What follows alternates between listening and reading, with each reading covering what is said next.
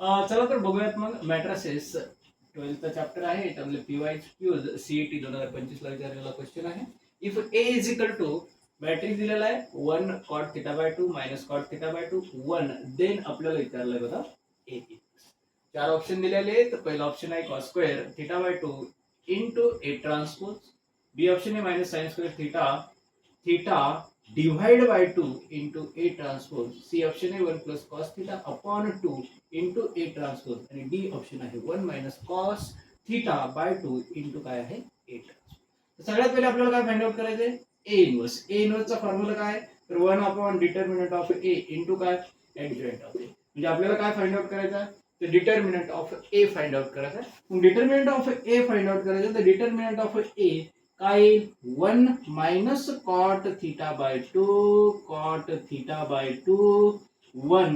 Determinant कसं solve करायचं तुम्हाला माहिती आहे. या दोन्हीचं मल्टिप्लिकेशन 1 इंटू 1 1 मायनस डिटर्मिनंटचं साइन या दोन्हीचं multiplication cot theta by 2 into cot theta by 2 minus cot theta by 2 आणि हे मायनस हे काय होईल plus cot square theta by 2 1 plus cot square theta.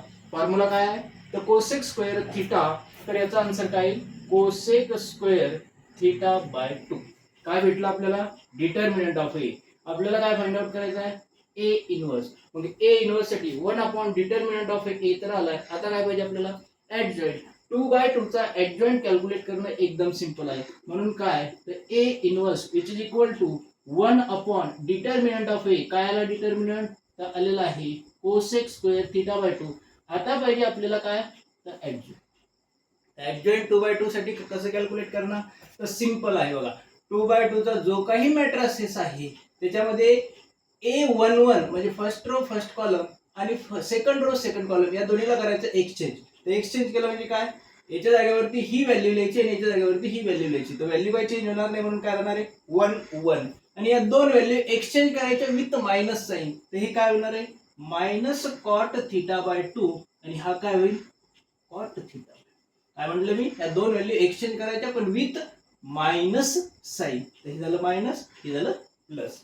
मग आता मला सांगा 1 अपॉन कोसेक 1 अपॉन कोसेक कोणाचा रेसिप्रोकल आहे साइनचा. तर हे काय होईल साइन स्क्वेअर थीटा बाय 2. आणि जरा याला व्यवस्थित ऑब्झर्व करा. त्याला व्यवस्थित ऑब्झर्व करा. काय ऑब्झर्व करा तर सगळ्या ऑप्शन मध्ये आपल्याला काय दिलेलं आहे A raise to transpose A raise to transpose A raise to transpose असं काही नाही. हा आहे A transpose A transpose A transpose. मग जरा असं बघा ए काय आपल्याकडे 1 cot theta by 2 minus cot theta by 2 आणि 1. मग याचा ट्रान्सपोज घ्या बरोबर. तर हाच मॅट्रिक्स आहे करेक्ट आहे. मग याला काय कशाने रिप्लेस करता येईल ए ट्रान्सपोजने. आणि साइन स्क्वेअर थीटाचा फॉर्म्युला काय तर असं सांगा मला तुम्ही. कोसेक स्क्वेअर थीटा बाय 2 आहे तर साइन स्क्वेअर थीटा बाय 2 आहे का 1 प्लस कॉट थीटा आहे. त्याचं आन्सर काय आहे ज्यावेळेस साइन येईल त्यावेळेस काय असतंय minus 1 minus cos theta by 2 into काय A transpose. Simple option D is correct.